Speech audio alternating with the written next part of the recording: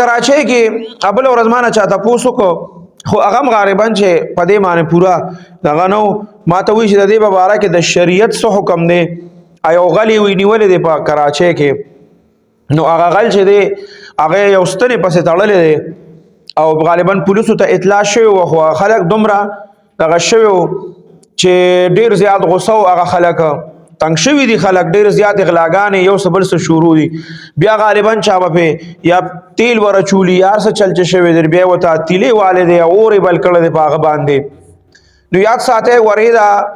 وی هغه فایرینګ کړي پاغه باندې وی یو کسو لګي د غالبا دا غینه بعد بیا د خلک چې دا ډیر غوسه شوی دي نو دغه اقدام کړي دي نو که ارسمره یو انسان غوسه شي او مخالف چې دی هغه ارسمره یو داسې کار وکي خو شریعت کې د هر سیس ګور خپل یو دغه مقرره دی چې د غینه نشي مخکتلې اوس ته یو انسان چې دی داغه په باره کې ته داسې نشي کولی چې یاره دا بس دا کم چې زناور دي زناور د دې په باره کې زموږ شریعت فرمایي چې دا تاسو بس وځوي نه تاسو داسې یو لار دی لرو کې دا کم چې نقصانات رسي داسې په طریقه باندې دا ووجنه خو سوځوي ما نو دا خو یو انسان دی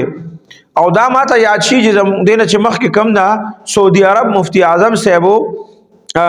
مفتی اعظم عبدالعزیز رحمه الله اغي یو پیرا داعش چې کوم هغه یو کس سره دا چل کړو چې سوځولیو هغه باقاعده فتوا په دې باندې ورکړی و چې دا که ارسمرا تا خپل دین جوړ کړی دی او د خپل دین باندې چلیږي دا کم ځای کې راغلی تاسو ځان دین ټیکداران جوړ کړی دي دا په کم ځای کې راغلی چې ته انسان سوځوا ګورم په کم سيزونو کې لکه غلا دا غلو غیر شغلای کړی دا نو د شریعت په دې کې سزا مقرر ده دی یو کس د داز او کو پاغي باندې سوکو لګي دا هغه مرشوي دی نو دا غیم په شریعت کې خپل سزا ده بعض سزاګانې دا سړي چې دا خو په شریعت کې مقرر دي ته خو دا غي نه مخ کې د سرت لې نشي او سټیک ته دکا خلق تنگ شوی دی ډیر زیات نو پدې کې هم زموږ شریعت فرمایي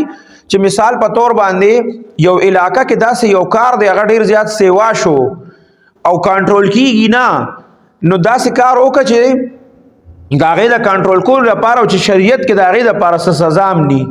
نو تا قاضي یا دا وخت چې کم عدالت ته هغه د هغه په اړه کې سخت سزا ورکي خلکو لا چې دا شی چې دا کنټرول شي او دا خلک دغه ګنا نه بچ شي او دا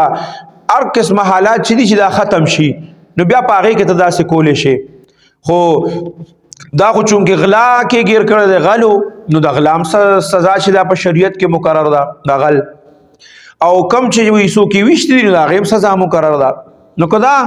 مخکینه واقعیا د کوسانه ده خو شرعي حکم یې دا غلي چې دا سوزول دا غوري په شریعت کې نشته کتار څومره غوسه شي په خپل غوسه باندې کنټرول خلک تنگ شوی د جرایمونو په کراچۍ کې رنگ برنګ حالات دي هر قسم حالات شروع دي خو دا غي خدا حل نه دي چې سړی واپس د شریعت نه مخ کې لاړ شي شریعت چې د یاد ساته په هیڅ صورت کې بدا کراس کینا